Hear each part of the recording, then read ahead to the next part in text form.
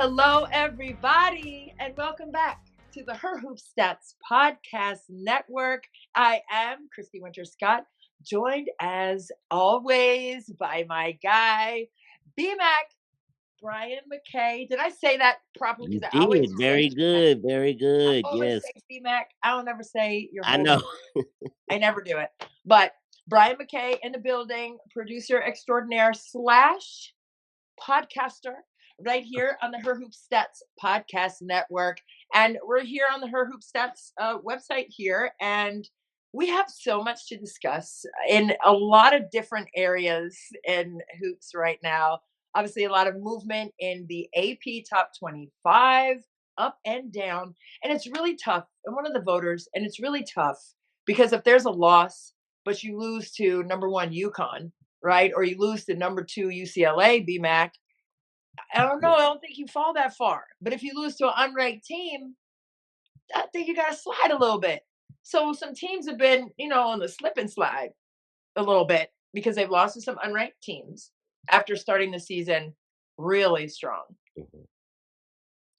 Yeah, I kind of just wanted to focus mainly on a team that you and I spoke about last time we were together, the Iowa Hawkeyes.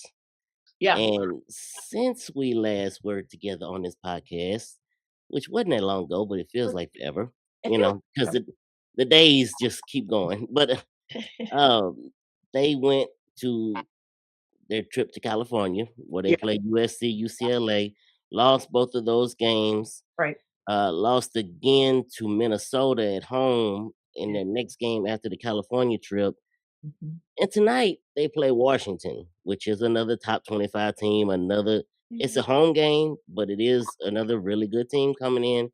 Mhm. And I just I don't know what I'm looking for. Like I know I talked glowingly about Addie Deal, and she has not really done well since the Taylor McCabe injury. Right. Right. Just kind of just a struggle there. I, I don't know what I'm looking for them to do. Mhm. What are your thoughts on like what they could possibly do going forward? I mean, when you're looking at who they have tonight, which is we'll stay on this right now, but then we'll go back a little bit to their struggles as of late. But I just think, against a team like Washington, I think they match up well with Washington. Mhm. I think they have, they spread you out a little bit. They're going to be popping those threes, coming off those pin downs and all of that. But I think their defense is very solid in terms of covering plays like that, schematically. So I'm looking forward to see what their defense looks like against a team like Washington, who is going to spread you out and try to get those triple tries. But for me, I just think right now they just have to bury themselves in what they can do on the defensive end and what they can do well on the glass. And that's on both sides of the glass. Like, can they get stops and disallow Washington second and third chance opportunities? And for themselves, can they get down on the offensive boards and maximize their possession since their shooting has been a little bit off? And I think through the struggles, they just haven't been able to knock in shots that they were making earlier in the season, and give credit to their opponents for that. I get it, but there's also something to it. And I just think they have to overall focus, but I think it's mostly on the defensive end and on the boards for Iowa right now to get back on track on the win column. Well, it's like you say almost every time you're on here. At some point, you got to go through it to get to it. That part, They're gonna go through it, and they've gone through it, yeah, and they made the biggest fall in the top 25 this week, yeah. but they're still in it. They're There's not out of it. out. Yeah. So they're still in it. They're still right there, Yeah. and they're playing the Big Ten, which Right. the minute they get a victory, it's Yeah. gonna shoot them right back up. That's the beauty of it.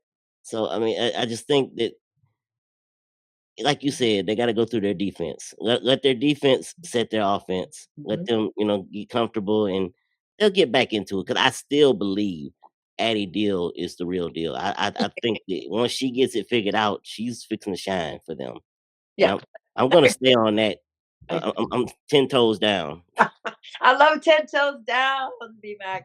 No, I agree, and I like that rhyming. I love that. So, but I just think when you're talking about Iowa, I know the injury to Taylor McCabe, it obviously disjoints your rotation, your overall chemistry.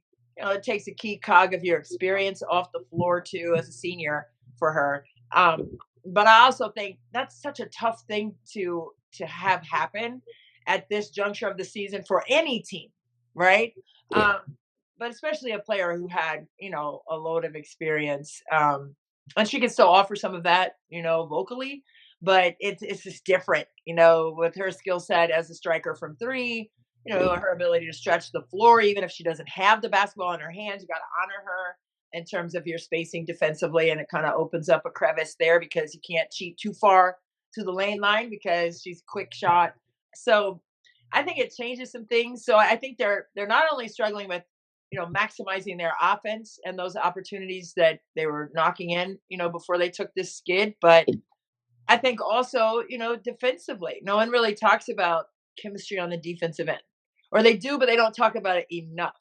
And I think there's also a missing piece to a player like Taylor McCabe with her defense, right? mhm.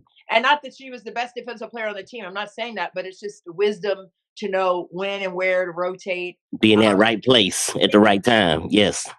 and I think that changes things. So on both sides. So her spacing on the offensive end, whether she has the ball or not, you got to honor that. But then on defense, her smarts and her ability, like you said, to be in the right place at the right time.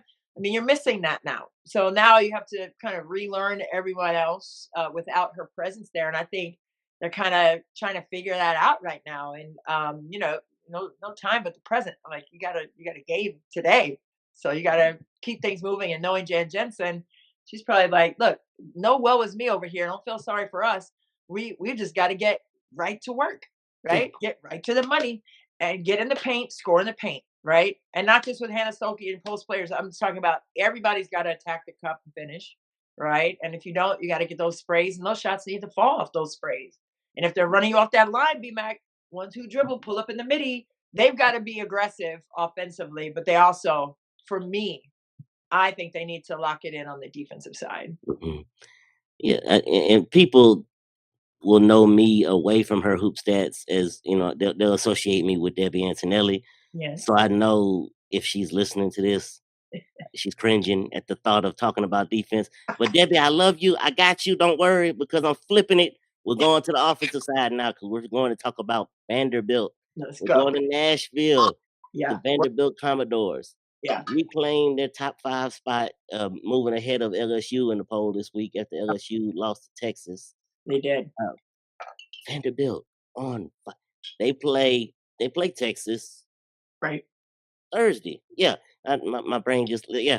They play Vanderbilt has them on Thursday. Hmm. So that is the good matchup looking forward to. But they're in the top five. They just got through just putting it absolutely to Oklahoma. How Um, that game?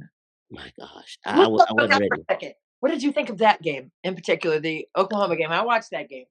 I could Tyler obviously is from Oklahoma, big Oklahoma supporter, always at covering the games there.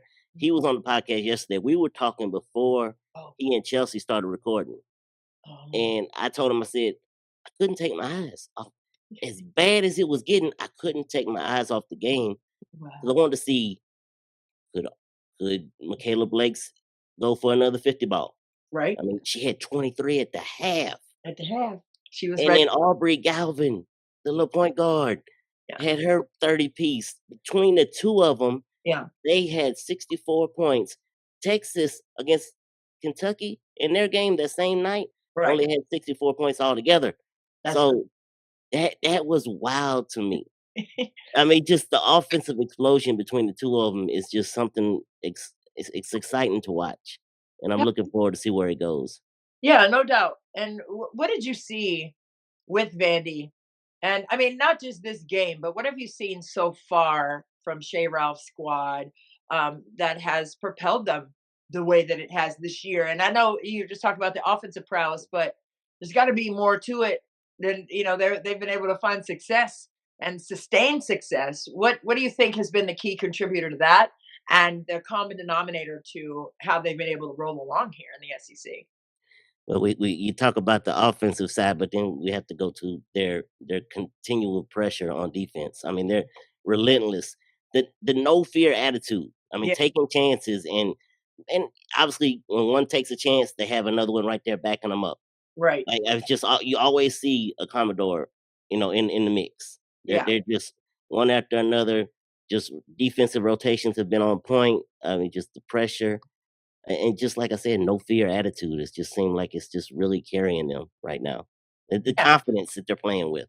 That part too. Yeah. And I just think, when you've put in the work, and I know every team says, in the summer and in the fall leading into the season, it's like you put in all this grit and grind work Mhm. and you're on the track, you're in the weight room, you're doing all these things. But it's not the fact that you're in there doing that. It's how you're doing those things, right? Mhm. And I'm not begrudging anybody.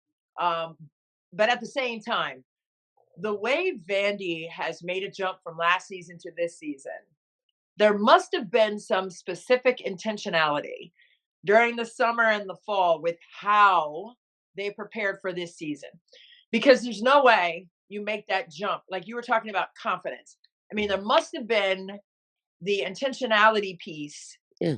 in the weight room and on the track in the summer that has propelled them to sustain their excellence this season. And the confidence comes from the work that they put in and how they put that work in. And now it's shining through.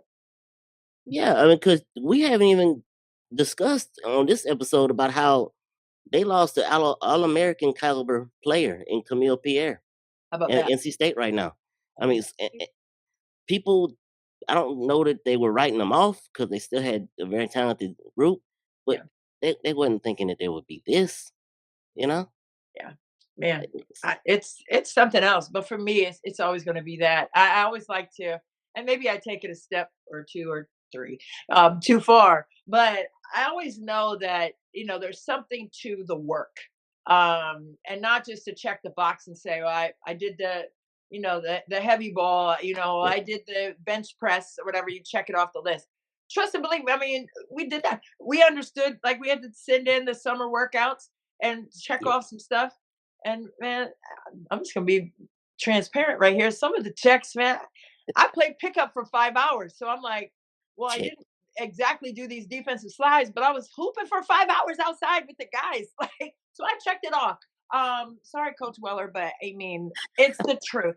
But I figured I got that work in while I was hooping, so it counted for me, but it was intentional. I worked hard. But you can't just check things off the proverbial list, is what I'm saying.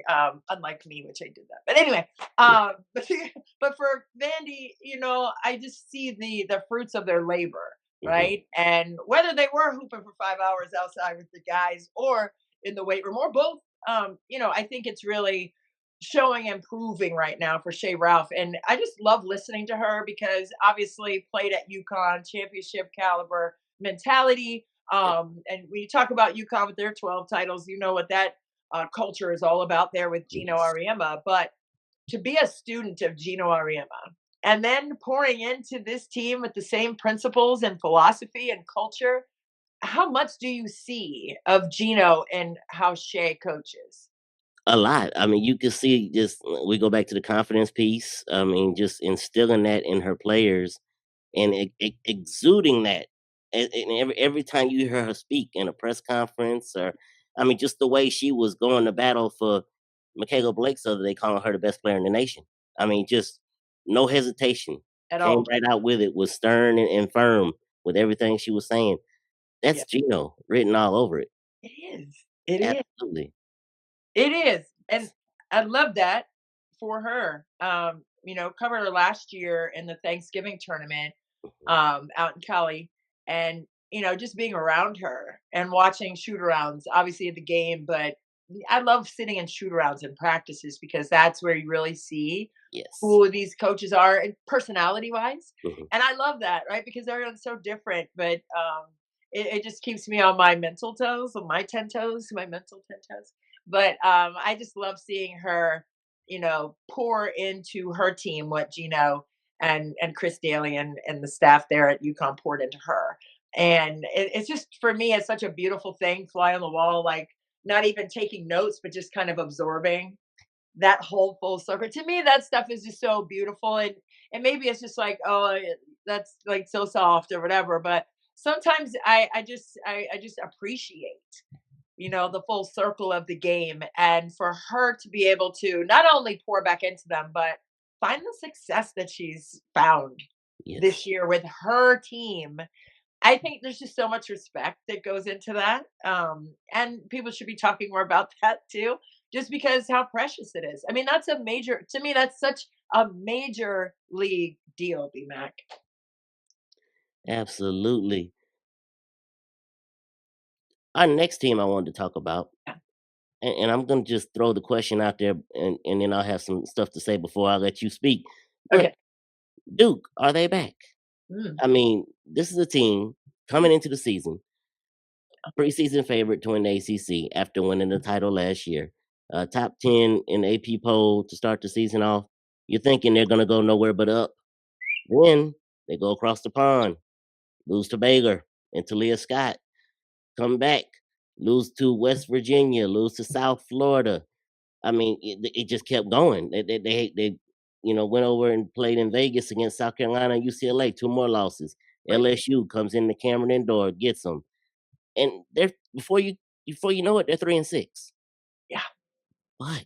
something has seemed to turn around in Mhm. Durham, and they've kind of seemed to found some things out. Beat Louisville the other day, Yeah. and are now sitting atop the ACC again. Right. What do you think about what Kara has been able to do there? Because she's not changed at all. You talk about being stern and focused. Every time you see her, she's still got the same confidence. She That, does. that, that word, I think that might be the title of today's episode, confidence, Oh, because she's got it. What are you seeing with them right now? yeah. I mean, that's such a great question because wow, you look at that 3-6 start, and it was kind of surprising, Hmm. right? But that's why we love sports because you never know what can happen. But when you're talking about Carol Lawson, you absolutely know it can happen, right? When you start 3-6, I Yeah, mean, you turn things around. Like, and the thing about it is, for Kara, and I don't know her 100%, right. know her a little bit, and I know she's a DMVer, period. But I also know that she's a winner. Okay, and winning is not a linear process. Hmm. I understand that she's very motivating with her verbiage to her team. And I understand, when you lose 6 games like that at the beginning of the year, that's a tough hurdle to clear mentally to get back on track, especially when you're looking at these heavy hitters you're playing against: South Carolina, UCLA, like you said, LSU Yeah, coming to your home and beating you. I just think that, knowing what I do about Kara, I'm not surprised that they've made a turnaround and did that Yui, if you will, that U turn, and got right back in the win column to sit atop of the ACC at this moment. So I think she understands that it's, inch by inch, it's a cinch, yard by yard is hard, and just try to keep things, the main thing, and what's right in front of them. And what's been right in front of them has been opportunities to get better. yeah, And even in wins, right? There's always, you learn, you win and you learn, you win or you learn, but you also learn in winning, right? It's not, you just say, oh, okay, we won and we're moving on to the next thing. You're dissecting film, win or lose. You just yes, learn different things, right? But there's always the process of learning. And I think that's what Carol Lawson has been able to do well, right? She's been able to, you know, manage the wins and the losses and stay even keel, stay right in the middle of it all. And now that process and that understanding of it not being linear, that it's going to be bumps in the road. It's a roller coaster out here, but I think she's gotten them where she needs them to be right now. You hit the nail on the head when you talked about the film piece because Mm, I've a former video coordinator sitting here. I have been in just as long film sessions after a win as we were after a loss. So same. I've seen it done. Same. Yes. Yeah, for sure. But I think, I mean, are you surprised though that they've responded and bounced back the way that they have? Because I mean, for me, I'm not. But are you surprised that they've turned it around and got back to their right place in the top 25? No, no, not a surprise at all. Just because, like, just the confidence and the non-wavering of her approach to everything, Yes. it filters down to the players. Yeah. And you knew eventually they would get on a roll. You just didn't know when it would come. Exactly. And the ACC is not as strong this year as it's been in year past, Mhm. but still some very good teams. And Very good team. Duke still has to play North Carolina twice to Oh, end the season, going into the conference tournament. So that's going to be two interesting games because that's your rival. And, the game might be 40 to 35 at the end, but it's, we'll see. but We'll see. We'll see who comes out on top. yeah. They're still gonna hoop. They're still gonna play that one out. See. But no, great point because wow, they haven't even met yet. I didn't realize that. Wow, they still have to play both games. Home and home. Wow. That's gonna be definitely two games in circle in ACC competition moving forward for sure. But I mean, just the way, Kara's been able to just, right the ship, if Mhm. you will. Kudos to her for that. That's not easy because it's easy to, it's tough to come back, especially after having those expectations and then kind of rolling down the hill, right? Yeah. And then having to get back up and it's muddy and it's raining and you're still trying to plod up that hill to get back where you started from. So, I mean, if it were easy, everybody could do it. Number one, but if it were easy, who would want to do that, right? You Absolutely. want to work for it. You want to have the challenges in front of you, the life lessons that come through your character being challenged. Because I mean, outside of tactical, and Carol will be the first to tell you, outside of all the tactical, schematic things, you better have your mind right, and that could do something, especially to a competitor. That could do something to your mind, like, oh Yeah. man, like we're losing these games. Maybe we're not that good. Oh my god, right? And then start being panic mode and still instead of saying, hey, we weren't that good that day, but we're pretty good when we're locked into our stuff. And I think that's the step that they have taken and the realization that they've made as competitors is we're right here still, Yeah. right? And we're going to be here. And I like that for her. Starting tonight, as we push forward in this episode, Yeah. starting tonight, Unrivaled has their one-on-one tournament. Oh my gosh! And some of these matchups, I'm Mhm. looking at them on my other screen here. I mean, Tough to Brittany Sykes and Enrique, a first round matchup. Ooh, Wow. that's Um, tonight. That's tonight. that's tonight. Let's go, BMac. Yes, game. Yes, tonight. It's starting at 7 Eastern True TV. on True TV. Yeah, those are my people. Love Yeah. y'all. Oh, It says here they're gonna be the games will be about 15 minutes per game, okay. according to their website here. But yeah, Brittany Sykes and Enrique as first round matchup. Rachel Banham and Kelsey Mitchell. Yeah, two teammates in Unrivaled, Paige Beckers and Kate Martin. Oh my That god. that's a matchup that's gonna be interesting. Goodie. That's a goodie. Isaiah James and Jackie Young.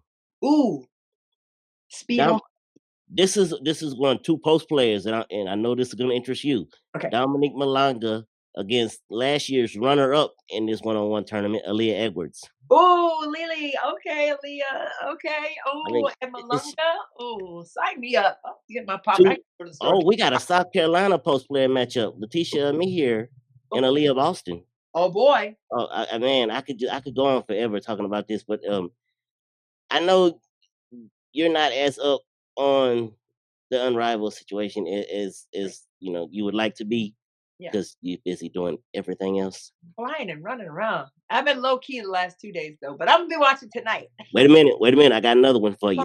Sonia Citron, Marina Mabry. Sonia, hey, look, I got my Mystic shirt. Sony Citron, I see you, girl.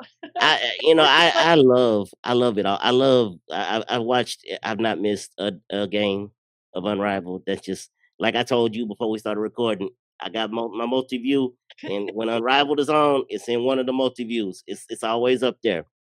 I love it. I know I've my just I've cousin enjoyed it all. I yeah, really have. But thing. that Sonia Citron, that puts me to my next topic I wanted to kind of go over because this happened right Okay. before we went on. They announced the 2026 USA Women's World Cup qualifying roster. There was a Mystics in there. Yes, and two of yours made the team. You got Sonia and Kiki Area Finn on there. Yeah, yeah. Let's see, we got Aaliyah Boston, Paige Beckers, Caitlin Clark. Oh, since we're showing off.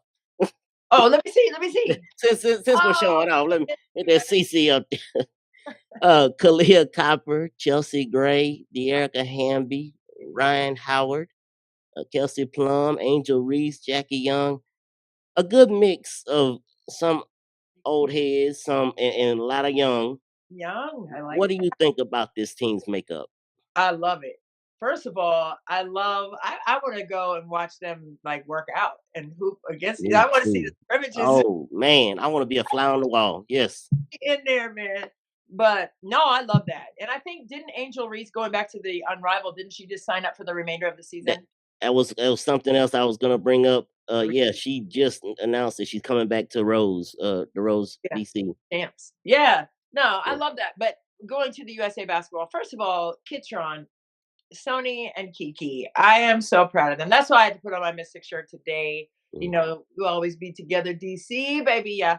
I'm just so super proud of them. I mean, we're talking about working, right?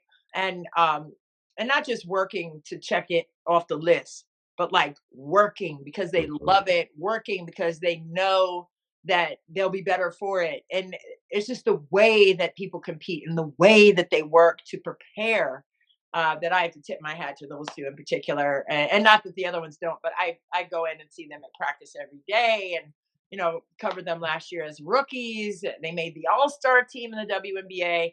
I mean, they're just both cut from the same cloth, even though one's fire and one's ice, and you know which one is which. And I love that too because they're they're authentically themselves. And what that affords for everyone else is the best of the best. And I just love how they approach the game. I love how they love on the game. But I also love that they're having this opportunity to learn on the international scene with USA basketball. To be included on that list is quite the honor, is quite the tip of the hat of mhm. respect internationally. But wow, what a list of names, man. Hey, USA basketball, let me come in there. I won't ask any questions. I just need to sit and watch. That's it. I won't come with a notebook or any well, maybe I'll have a notebook to write down plays because I can't stop doing that. Even though I'm not coaching, I still write down plays. Yeah, Because I'm intrigued by the whole thing. But I would just love to just sit in there, oh my gosh, and like just watch them be their best selves. And that's the beauty of basketball, right? The blending of all the absolutely. different personalities and talents and skill sets. And what I love about this, and I was talking to a friend of mine before you and I started recording, and we were talking about the roster, Okay. and she brought up the fact that like this tournament will be March 11th through the 17th in Oh, San Juan, Puerto Rico. ooh. Like, and I didn't think about it until she brought it up, but it's almost like women's basketball is becoming a year-round deal, and I Mhm. love it. I Yeah. love it, because I could watch women's basketball every day, all day, so I don't need a break. I'm good with it. There. Just let me have it. No I breaks. I'm in the gym all the time, so just let me go. But Same. yeah, it's crazy that women's basketball seems to just be it's everywhere and all the time, and It well, is. fingers crossed that WNBA and the Player Association figure their thing out because we Mhm. gotta get there. We get there. The schedules keep popping up. The ticket sales, I know the Mystics put up early ticket sales, so I'm just like, do we have some motion right now, WNBA? I think we do. With NECA Mackay saying, we just want to hoop. We definitely want to hoop. So I was like, ooh, like I saw the flashlight, at the end of the tunnel there, like, hey, we have some motion. Um, but I think they're gonna play. I don't know how with the numbers and all the other stuff y'all can figure that out. I we we just need the league to be front and center this summer for the sake of the future, right? And Mm, the sixth and seventh graders, like I've said on here 100 times, but for the sixth and seventh grade girls watching who stood in line to go watch the games last year. yep, There has to be some continuity there for the game and for the players who aspire to be in the WNBA. And they need to continue to have that represented for them. And I could go off, and I'm not going to go off on a tangent on it, but I understand the business side of it. For one, am more relational than transactional, even though I know transactional is what gets things going business wise. But I'm all about that. It's like for me, it's 90-10 relational and then transactional. Or even 99-1. I'm just gonna go ahead and just say that. Because it for me, it's all about the heart and the love and the pure just passion of basketball. And not necessarily always the X's and O's, BMac, you know that, but it's just the unified attack and Yeah. the team aspect of it and the game being the star, I always say. And so, for me, hopefully they figure out, the other part. But for me, it's always going to be the relational side that gets me, man. It just sits with me.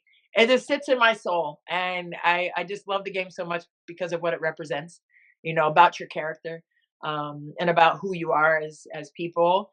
And regardless of where you're from, your race, anything, it's about being together, right? I think it's just such a huge life lesson that we'll miss if we Yeah. don't continue to have that right in front of us, especially in the summer, and especially for those littles who are off school and they're going to be at these games.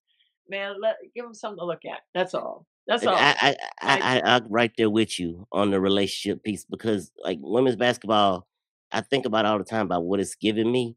Like, and one of my favorite things about what it's given me is the fact that you, Cindy Brunson, Debbie Antonelli, everybody that I watch on TV, I see you guys covering the game and doing your thing, and something happened in the game, and I will text you, and yes. and y'all respond, and I'm just like, this is what life am I living?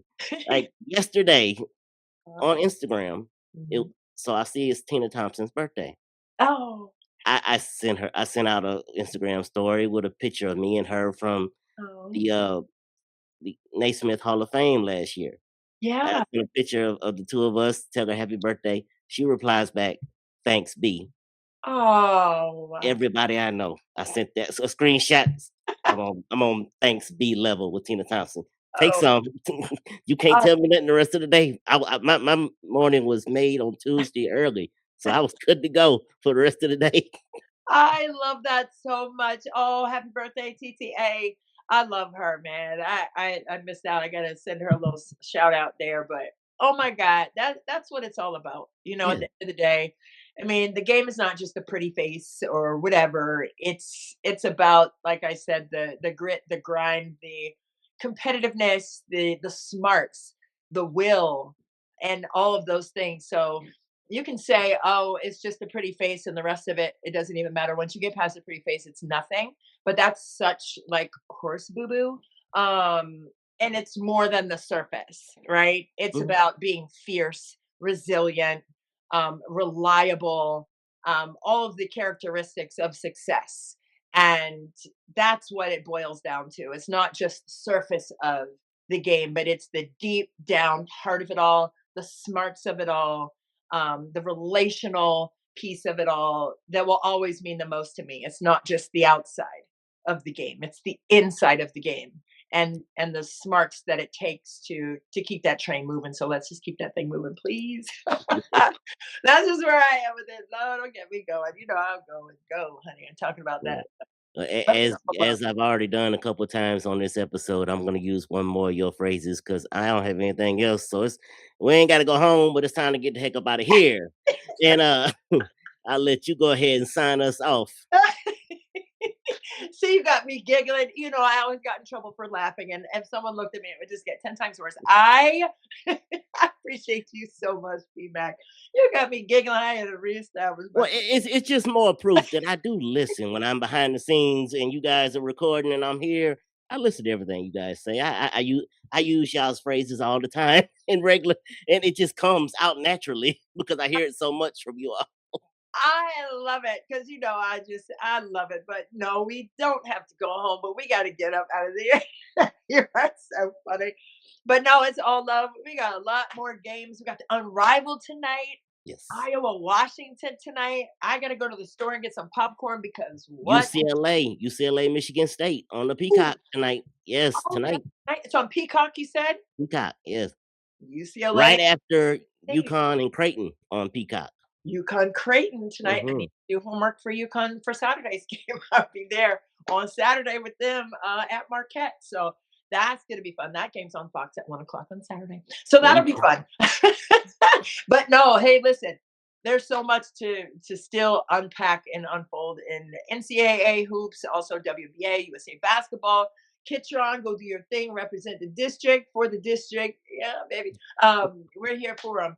But super excited always to chop it up with you, BMac, producer extraordinaire, but also just a fantastic friend and also a great podcaster who just comes up with all the great topics and all the great discussion points. And I love that about you. So I appreciate you so much for spending this time with us today. Yes. Well, thank you. And I always love being with you. Oh, all love always. So for BMac, Brian Mackay, I am Christy Winters Scott. We will see you next time right here on the Her Hoop Stats Podcast Network. Bye bye.